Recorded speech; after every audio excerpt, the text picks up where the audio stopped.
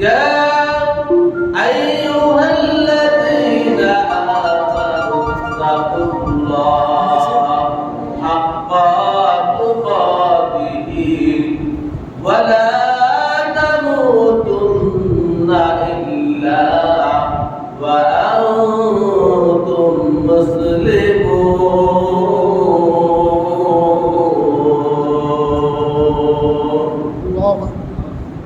আল্লাহ পাক রব্বুল আলামিন আমাদেরকে নসিহত করতেছেন, ও দুনিয়ার মানুষেরা, ইয়া আইয়ুহাল্লাযীনা আমানু, হে ঈমানদাররা, তোমরা যারা ঈমান এনেছো, ঈমানদারদেরকে আল্লাহ রাব্বুল আলামিন লক্ষ্য করে বলেন, ও ঈমানদার লোকেরা, ইত্তাকুল্লাহ, তোমরা আল্লাহকে ভয় করো, তোমরা আল্লাহকে ভয় করো, হাক্কা তুকাতিহি, ভয় করার মতো ভয় করো, যথাযথভাবে ভয় করো, ওয়ালা তামুতুন্না, আর তোমরা মৃত্যুবরণ করিও না, তোমরা মরিও না, ইল্লা ওয়া আনতুম মুসলিমুন,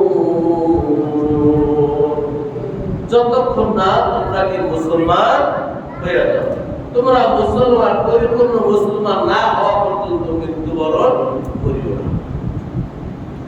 মরণ থেকে আমাদের রেহাই আছে, আমরা কেউই মরণ থেকে রেহাই পাবো না। তবে আল্লাহর নির্দেশ হয়েছে, মরণ যেহেতু লাগবে, তাহলে তোমরা কি মুসলমান হইয়েই মরিও, মুসলমান না হইয়ে মরিও। কারণ দুনিয়ার জীবন, এই পার্থিব জীবন সামান্য কালের কিছু সময়ের জন্য, খেল তামাশার সময়, আখিরাতের তুলনায় এই সময়টা বড়ই সামান্য সময়। কিন্তু পরকালের জিন্দেগি, এই জিন্দেগিটা হচ্ছে অনন্তকালের জিন্দেগি, যেখানে চিরদিন, চিরকাল, অনন্তকাল আমাদেরকে অবস্থান করতে হবে, বসবাস করতে হবে, চিরদিন থাকতে হবে। এজন্য সেই জিন্দেগিটা যদি সুখের হয়, তাহলে আমাদের জীবনটা সার্থক। আর সেই জিন্দেগিটা যদি আমাদের জন্য কষ্টের হয়, তাহলে আমাদের জন্য, আমাদের মতন হতভাগা আর কেউ থাকবে না। এজন্য আল্লাহ রাব্বুল আলামিন বলেন, তোমরা মুসলমান না হইয়া মৃত্যুবরণ করিও না। আমার ভাইরা, আমার বন্ধুরা, আল্লাহ পাক রব্বুল আলামিন এরকম অসংখ্য সূরার ভিতরে আল্লাহ পাক রব্বুল আলামিন মুমিনদেরকে ডাকতে বলে, ইয়া আইয়ুহাল্লাযীনা আমানু, হে ঈমানদারগণ।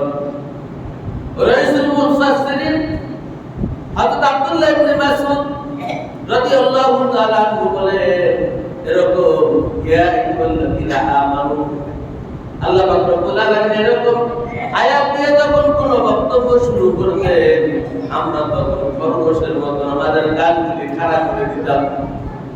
খরগোশের কান কিরকম খাড়া না? তো ওর শ্রবণ শক্তি আল্লাহ রাব্বুল আলামিন কি ব্যাপক করে দিয়েছে।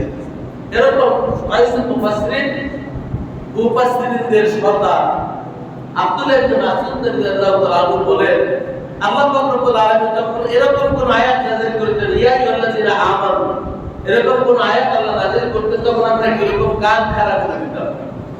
আমরা ভাবতাম নিশ্চয়ই আল্লাহ পাক রব্বুল আলামিন আমাদেরকে নিয়ে কিছু নসিহত করবেন, আমাদেরকে কিছু বক্তব্য দিবেন, আমাদেরকে কি আল্লাহ পাক রব্বুল আলামিন আমাদের জন্য কিছু আমল বাতলে দিবেন। এজন্য আমরা কি কান খাড়া করে দিতাম, আমরা সতর্ক হয়ে যেতাম, আমরা খুব মনোযোগ সহকারে কি বিষয়গুলি শ্রবণ করতাম।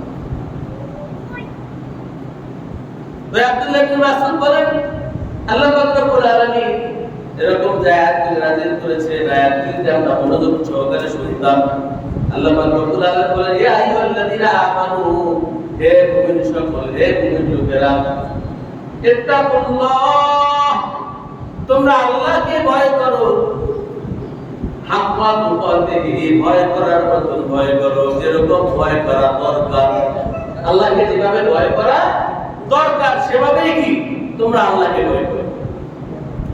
তাহলে যেন তেন ভয় করার কথা এখানে বলা হয় নাই। আল্লাহ যদি যেন তেন ভয় করার কথাই বলতেন, তাহলে কি হাক্কা তুকাতিহি এই শব্দটা উচ্চারণ করতেন না। এখানে আল্লাহ রাব্বুল আলামিন শব্দ উচ্চারণ করে বলে দিয়েছেন, ভয় করার মতো যথাযথভাবে আল্লাহর শ্রেষ্ঠত্ব, আল্লাহর মহত্ব, আল্লাহর গুণ বৈশিষ্ট্য এবং আল্লাহর ক্রোধ সব কিছু সমন্বয় করেই কি আল্লাহকে ভয় করতে হবে। আর আল্লাহ রাব্বুল আলামিন ওয়ালা তামুতুন্না ইল্লা ওয়া আনতুম মুসলিমুন, আর মুসলমান না হইয়া মৃত্যুবরণ করিও না। মরণ তোমাদের লাগবে, মরণ থেকে পালাও তুমি, মরণ তোমায় লইবে গিরি, যদিও শুধু আকাশ পানে পালাও তুমি লাগে সিঁড়ি। কবি বলে মরণ থেকে কেউ রেহাই পাবে না, মৃত্যুর স্বাদ সবাইকে বরণ করতে হবে, সবাইকে গ্রহণ করতে হবে।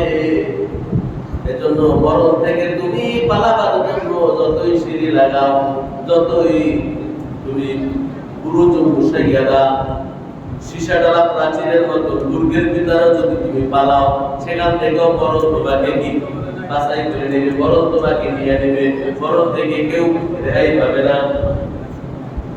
এই মরণ আমরা একটা মরণ। কবি বলেন এই মহারোগের ওষুধ নাই, এই মহারোগের চিকিৎসক নাই, খুঁজিয়া ফিরলে কি লাভ হবে, পারিবে না তারে ফিরাতে। এই মরণ থেকে বাঁচার যতই আমরা ওষুধ খুঁজি, কিন্তু এই মরণ থেকে রেহাই কেউই পাবো না। আমার ভাই, আমার বন্ধুরা, আল্লাহ পাক রব্বুল আলামিন শুরুতে তাকওয়া সম্পর্কে বলেছেন, আল্লাহকে ভয় করো, ভয় করার মতো ভয় করো। এই ব্যাপারে একজন কারি ছিল, তার নাম ছিল উবাই ইবনে কাব রাদিয়াল্লাহু তাআলা আনহু।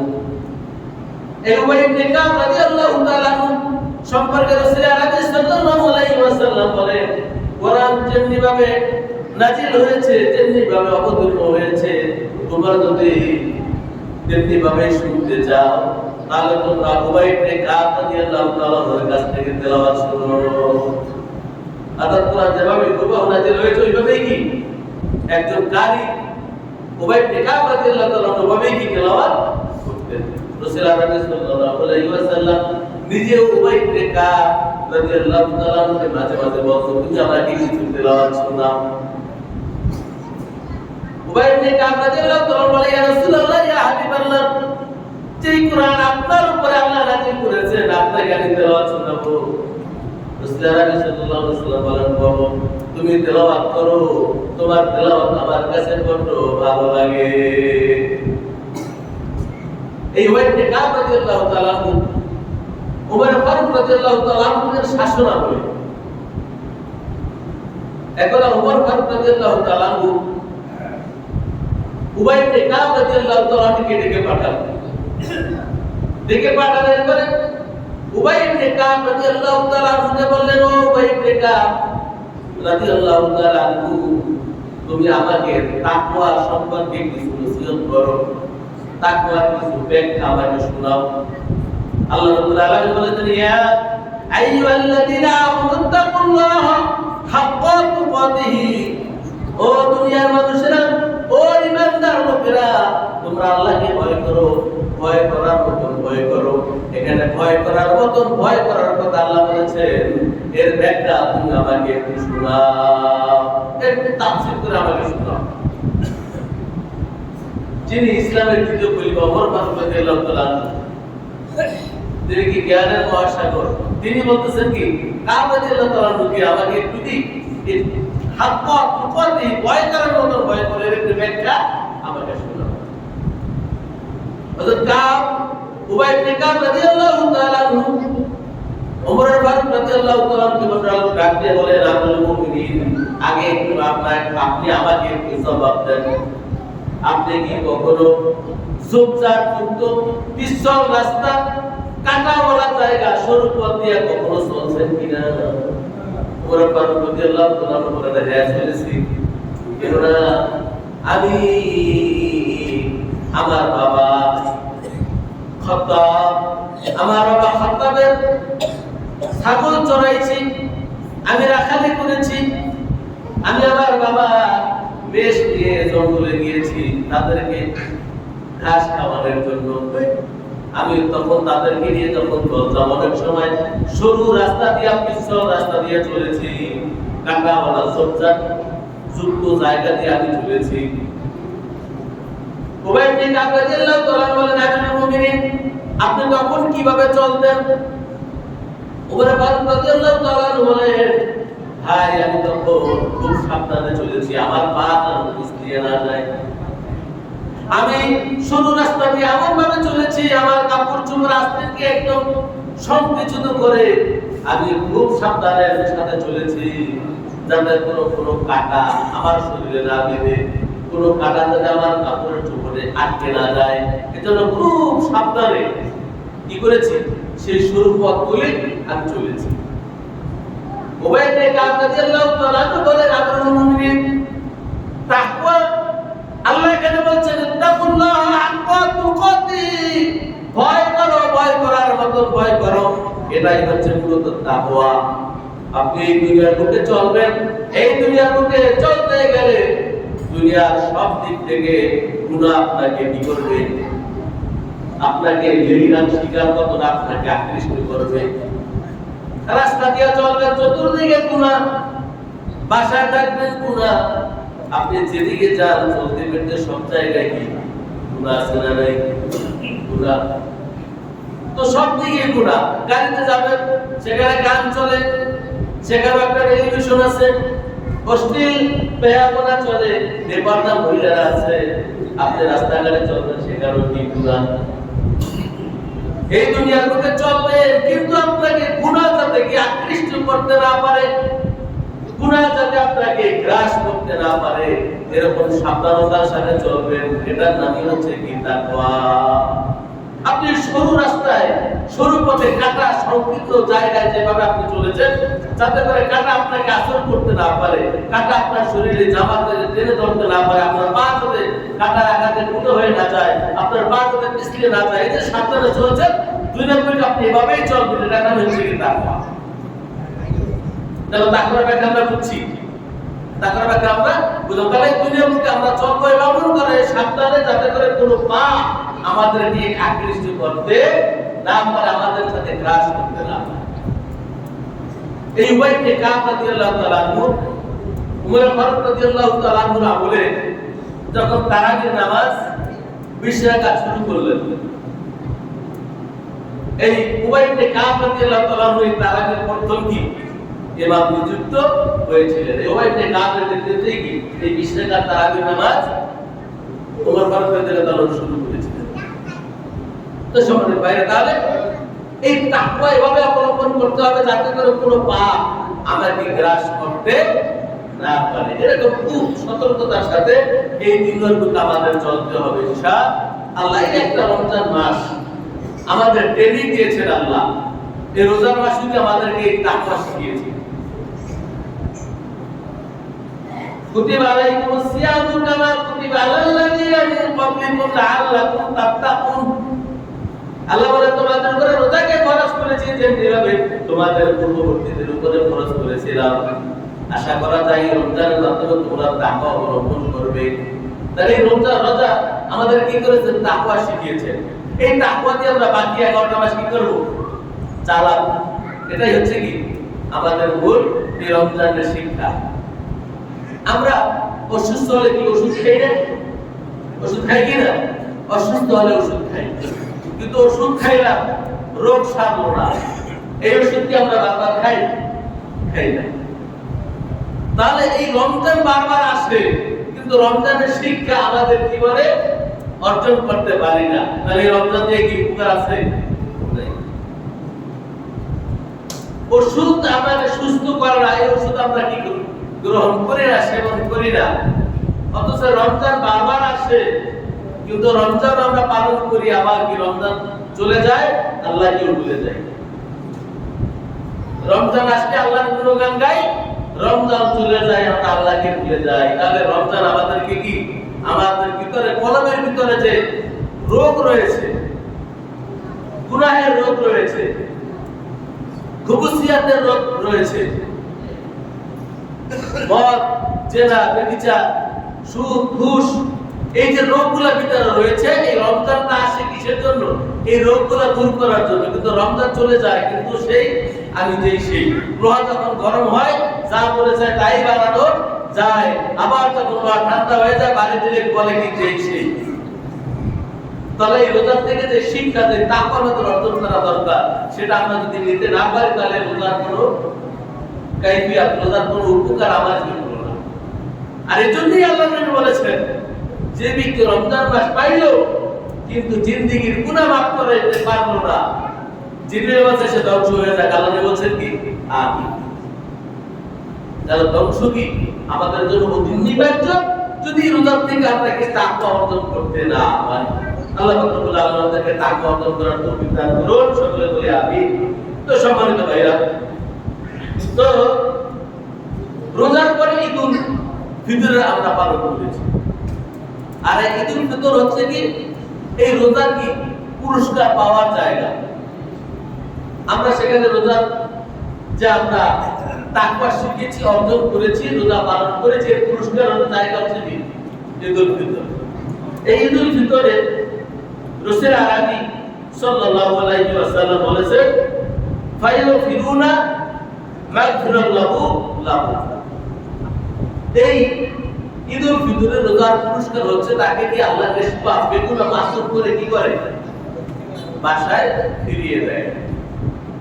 তাই ঈদুল ফিতর থেকে আমরা কি গুনাহ মাফ নিয়ে বেগুনা মাসুম হয়ে সদ্য ভূমিষ্ঠ হওয়া একটা বাচ্চার দেয় আমি কি করি, বাসায় এসেছি। এরপরে এই গুনাহ থেকে আমাকে ফিরে থাকে হচ্ছে একজন কি মুমিনের কাজ। একজন মুমিনের কর্তব্য হচ্ছে কি এই গুনার কাছ থেকে কি ফিরে থাকা। অথচ আমরা কি আমাদের লেনদেন আগের মতোই, আমাদের মুআমালাত মুআশারাত আগের মতোই, আমাদের কথাবার্তা আগের মতন, আমাদের চালচলন আগের মতন, ঠিক না? আমাদের সব কিছু আগের মতন। তাহলে কি বুঝা গেল, আমার আমলে যদি পরিবর্তন না হয় তাহলে বুঝা গেল এই রোজা আমার কোনো উপকার করতে পারে না। আমার আমলের ভিতরে যদি কোনো পরিবর্তন না আসে, ভাইরা বুঝা গেল ঈদুল ফিতর থেকে আমি মাফ নিয়ে বাসায় ফিরতে পারি না। এজন্য আমার আমলের পরিবর্তন ঘটাতে হবে। রমজান মাসে যেভাবে ইবাদত করেছি, বাকি 11টা মাস সেভাবে কি ইবাদত আমাদের করতে হবে। যেভাবে গুনাহের কাছ থেকে নিজেকে বিরত রেখেছি, এভাবেই কি বাকি 11টা মাস নিজেকে গুনাহ থেকে ফিরিয়ে রাখতে হবে। রমজান মাসে যেরকম আমি সুদ খাই নাই, ঘুষ খাই নাই, সুদ থেকে ইবাদত রেখেছি, ঘুষ থেকে ইবাদত রেখেছি, গুনাহের কাছ থেকে পরহেজ রেখেছি, এরকম কি বাকি 11টা মাস যদি আমি করতে পারি তাহলে রোজার শিক্ষা আমার ভিতরে বাস্তবায়ন হলো।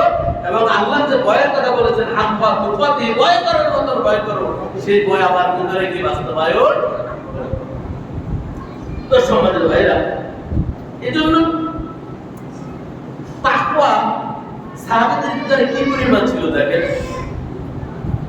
জরুল কদর সাহাবী হযরত আবু মুসা আশআরী রাদিয়াল্লাহু তাআলা আনহু, তিনি যখন সফরে বের হইতেন তখন তিনি কি আগে একটা খালি বোতল তার সাথে নিতেন এবং পানি নিতেন। সাহাবারা জিজ্ঞাসা করে, ভাই আপনি যখন সফরে বের হন আপনি সাথে পানি নিন, এটার মাত্রা বুঝলাম পানি প্রয়োজন হয়, কিন্তু আপনি খালি বোতলটা দেন, এর কারণ কি এটা তো আমরা জানতে চাই। আপনি পানি নিয়ে যান, এটা সফরের প্রয়োজন, খালি বোতলটা নেন, এটার কি একমত বুঝলাম না। আশআরী রাদিয়াল্লাহু তাআলা আনহু সাহাবীদেরকে ডাক দিয়ে বলেন, ভাই আমি রাসূল আরবি সাল্লাল্লাহু আলাইহি ওয়াসাল্লামের সাথে এক সময় সফরে সঙ্গী ছিলাম। রাসূল আরবি সাল্লাল্লাহু আলাইহি ওয়াসাল্লামের সফর সঙ্গী ছিলাম, তার সাথে ছিলাম। রাসূল আরবি সাল্লাল্লাহু আলাইহি ওয়াসাল্লাম সহ আমরা চললাম। চাইতে চাইতে এমন একটা জায়গায় উপনীত হলাম যেখানে দেখা গেল দুটি পুরাতন কবর, এবং সেখানে যাওয়ার পরে রাসূল আরবি সাল্লাল্লাহু আলাইহি ওয়াসাল্লাম খচ্চরের পিঠে আরোহণ করা অবস্থায় ছিল। এই খচ্চরটা হলো কি গাধার চাইতে একটু ছোট একটা প্রাণী। এই খচ্চরের পিঠে কি আল্লাহ রাসূল উপবিষ্ট ছিলেন। কবর দুইটার নিকটে যাওয়ার সাথে সাথে খচ্চরটা লাফালাফি করা শুরু করে দিল। আমি চিন্তা করলাম এই খচ্চরটা কেন রাসূল আলাইহিস সালামের সাথে বিয়াদবি করতেছে। রাসূল আলাইহিস সালাম তৎক্ষণাৎ খচ্চরের পিঠ থেকে নেমে পড়লেন। নেমে পড়ার পরে সাহাবীদেরকে অর্ডার করলেন, যাও তোমরা খেজুরের কাঁচা একটা ডালা ভেঙে নিয়ে আসো। রাসূল আলাইহিস সালামের কথা অনুযায়ী সাহাবারা খেজুর গাছের একটা ডালা, বড় একটা ডালা এনে রাসূল আলাইহিস সালামের হাতে দিলেন। রাসূল আলাইহিস সালাম ডালাটাকে দুই টুকরা করলেন। দুই টুকরা করার পরে দুইটা টুকরা দুইটা কবরের মাঝে রাসূল আলাইহিস সালাম গেড়ে দিলেন। গেড়ে দেওয়ার পরে সাহাবারা জিজ্ঞাসা করলো, ইয়া রাসূলুল্লাহ, ইয়া হাবিবাল্লাহ, হিকমত বুঝলাম না। ইয়া রাসূলুল্লাহ, ইয়া হাবিবাল্লাহ, কি করলেন? এর হিকমত কি? হিকমত আমরা বুঝলাম না। রাসূল আলাইহিস সালাম ডাকতে বলে, ও আমার সাহাবারা, এখানে যে দুইটা কবর দেখছো, এই দুইটা কবর বনি ইসরাইলের দুই ব্যক্তির। এই দুই ব্যক্তি আল্লাহকে বিশ্বাস করত, আল্লাহর উপরে ঈমান ছিল তাদের। এক আল্লাহ তারা বিশ্বাস করত, নবী মুসা আলাইহিস সালামের উপরে তাদের বিশ্বাস ছিল। তারা তাওরাত কিতাব অবলম্বন করত।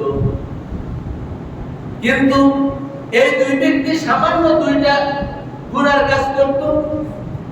যে দুইটা গুনাহ করার কারণে তাদের কবরে আল্লাহ পাক রব্বুল আলামিন আযাব দিতেছে। যে আযাবের কারণে এই দুনিয়ার কবরে যে আযাব হয়, এই আযাব দুনিয়ার মানুষ টের পায় না, দুনিয়ার মাখলুক টের পায় না, দুনিয়ার চতুষ্পদ জানোয়ার যারা চতুষ্পদ জন্তু এরা টের পায়। আমি যে খচ্চরের পিঠে ছিলাম, আযাবের তীব্রতায় এই খচ্চরটা এরকম ফালাফালি করতেছিল, লাফালাফি করতেছিল। এরপর আমি এই খচ্চর থেকে নেমে এইখানে কি করেছি? খেজুরের ডালা দুইটা কেটে দিয়েছি। এই আশায় আমি খেজুরের ডালা দুইটা কেটে দিয়েছি, কেননা গাছের যত গাছপালা রয়েছে পৃথিবীর সকল গাছপালা জিকির করে লা ইলাহা ইল্লাল্লাহ, লা ইলাহা ইল্লাল্লাহ, লা ইলাহা ইল্লাল্লাহ, লা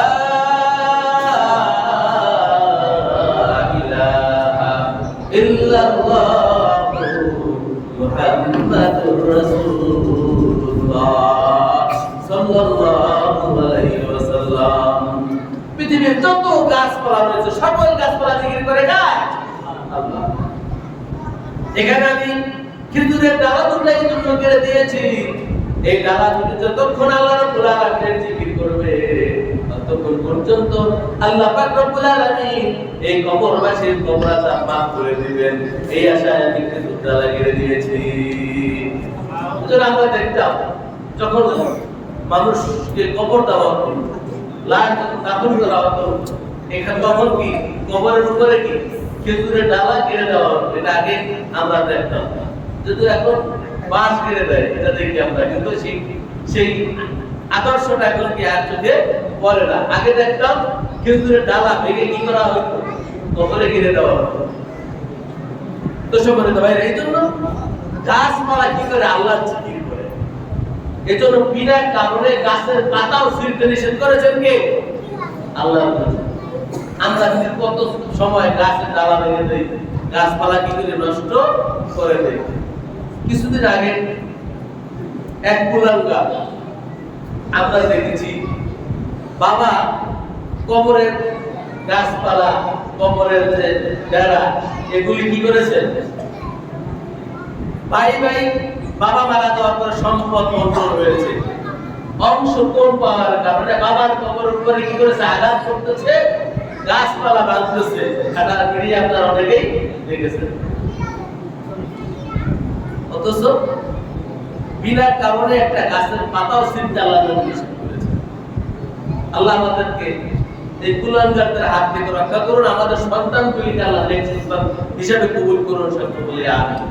এরকম বিপদের সম্মুখীন মারা যাওয়ার পরেও যেন আমাদের হতে না হয়। সম্মানিত ভাইরা, তাহলে বলতেছিলাম রাসূল সাল্লাল্লাহু আলাইহি ওয়াসাল্লাম হাদিসুল আশারি, রাসূল সাল্লাল্লাহু আলাইহি ওয়াসাল্লাম আশারি রাদিয়াল্লাহু তাআলা আনহু রাসূল সাল্লাল্লাহু ঘটনা বলতে গিয়ে বলেন যে আমি রাসূল সাল্লাল্লাহু জিজ্ঞাসা করা হলো কোন গুনার কারণে তাদের কবরে কি আযাব হচ্ছে। রাসূল আরবি সাল্লাল্লাহু আলাইহি সাল্লাম বলেন এই দুই ব্যক্তির কবরে আযাব হচ্ছে। এর মধ্যে এক ব্যক্তি হচ্ছে পেশাব পায়খানা থেকে নিজেকে সতর্ক রাখতো না, পেশাব করতো, নিজেকে ভালোভাবে কি পরিষ্কার পরিচ্ছন্ন হতো না। পেশাব মনে চাইছে, এরকম গরু ছাগল আছে না, পেশাব আসছে সেন্টার টান দিয়ে রাস্তার পাশে দাঁড়াই আছে, আসেনি আছে। অথচ এই পেশাব থেকে পবিত্র অর্জন করা না করার কারণে কবরে কি আযাব হচ্ছে। নেক আমল করছে, ইমানদার ভালো আমল করছে, কিন্তু সামান্য পেশাব থেকে নিজেকে সতর্ক করে নাই, তার কবরে আযাব হচ্ছে। এজন্য পেশাব পায়খানা থেকে আমাদেরকে সতর্কতা অবলম্বন করতে হবে। এই আশআরী রাদিয়াল্লাহু তাআলা আনহু তিনি খালি বোতল নেওয়ার হিকমত হচ্ছে এখানে। তিনি এই ঘটনা শোনার পরে আমি পেশাব থেকে সতর্কতা অবলম্বন করি কিনা তিনি চিন্তা করতে লাগলেন। তিনি বলছেন আমি যদি পেশাব করি হয়তো কখনো সিট আমার শরীরে আসতে পারে। এজন্য তিনি তখন থেকে ওই দিন থেকে খালি বোতল সাথে নিতেন, বোতলে পেশাব করে সেটাকে কি আবার ধুয়ে আবার সাথে রাখতেন, যাতে করে সতর্কতা অবলম্বন করা যায় এবং সাথে পানি রাখতেন, এই জন্য যাতে করে ধুয়ে ভালোভাবে পরিষ্কার পরিচ্ছন্ন থাকা যায়। কিন্তু আমাদের সমাজে অনেক শিক্ষিত লোক রয়েছে, এরা পেশাব করে ডাইনে ভাই বাড়ি দিয়েছে, এটা ডান দিয়ে হাঁটতে যায়, পানি লওয়া ফিকির তাদের থাকে না, এরা শিক্ষিত না।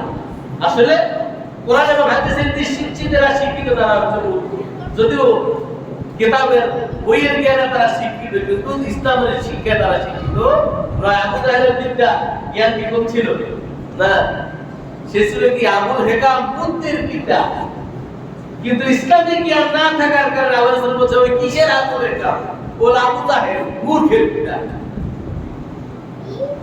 আমরা আবু জাহেলের নাম আবু জাহেল জানি, আসলে আবু জাহেলের নাম কি আবু জাহেল ছিল না, আবুল হেকাম ছিল, বুদ্ধির বাপ ছিল সে, কিন্তু ইসলামিক জ্ঞান না থাকার কারণে আবু জাহেল হয়ে গেল।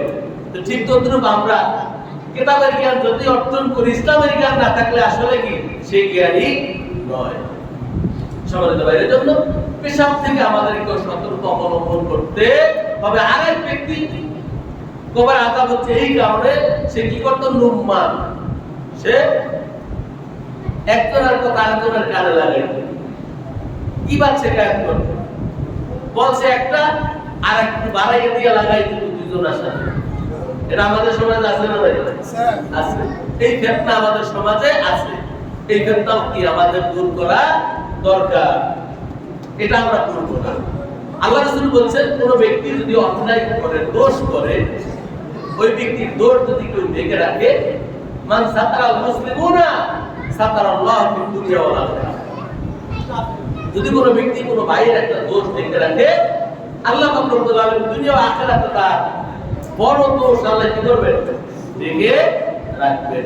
আর আমরা দোষ আর কোনো একটু হইলে ওইটারে আরো কি বড় কইরা প্রচার করি, কিন্তু একবারও চিন্তা করি না আমি যে আরেকবার দোষ প্রচার করি, আমার দোষ নেই, আমার দোষটাকে আমাদের ময়দানে ধরবে না, ওই দিনই আমি ছাড়া পাবো কেন, ওই দিন আমি মুক্তি পাবো কেমনে, এই ফিকির আমাদের ভিতরে নাই। সম্মানিত ভাইরা, তাহলে দুই ব্যক্তির কবরে আযাব হচ্ছে, এক ব্যক্তি পেশাব পায়খানা থেকে কি সতর্কতা অবলম্বন করতো না, পেশাব থেকে নিজেকে সতর্ক রাখতো।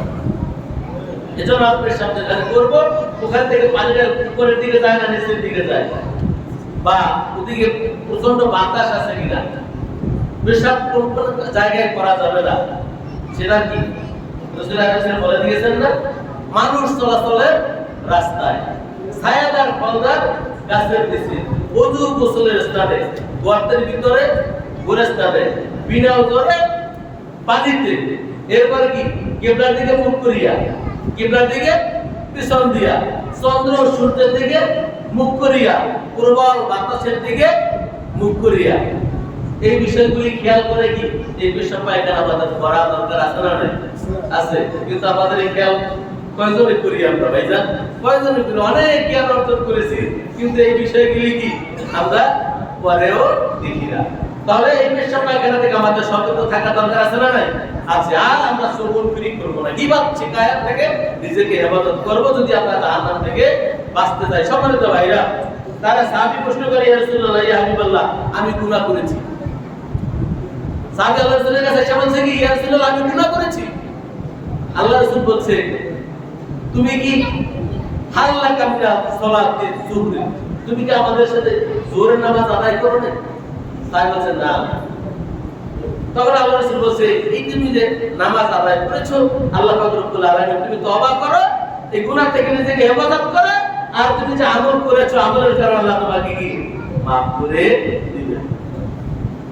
তাহলে আল্লাহ রাসূলকে বলছে কি, আমি গুনাহ করেছি। আল্লাহ রাসূলকে জিজ্ঞেস করে, তুমি কি গুনাহ করছো? আল্লাহ রাসূল কি প্রতিকার কি সেটা বলে দিলেন। অথচ আমাদের কেউ যদি বলে আমি একটা অন্যায় করছি, আমরা কি করছি, কি অন্যায় করছো, কি মনোযোগ দিয়ে তার কি জিজ্ঞাসা করে কোথায় কোথায় তার থেকে বের করি, বের করার পর ওটা আবার কি করি, প্রসার করি। এটার নাম হচ্ছে কি চকল করি। এটা থেকে আমরা হেফাজত করবো। আমরা কোন ব্যক্তি অন্যায় করলে, আমি নিজে অন্যায় করেছি কার সাথে? আল্লাহর সাথে। আমি তো অবাক করে ফিরে আসবো, ট্রান্সফার করবো, বেশি নেক আমল করবো, দুই রেখাত সালাম আদায় করে আল্লাহর সাথে তওবা করব, মাফ করে দিবেন কি আল্লাহ। কিন্তু এই গুনার কথা আরেকজনকে শেয়ার করলে কি হবে? সে সাক্ষী হয়ে যাবে কিয়ামতের ময়দানে, সে কি সাক্ষী হয়ে যাবে। আর সাক্ষী যখন হয়ে যাবে, তখন আল্লাহ রাব্বুল আলামিন কি মাফ করে দিবেন না, কারণ সাক্ষী আছে।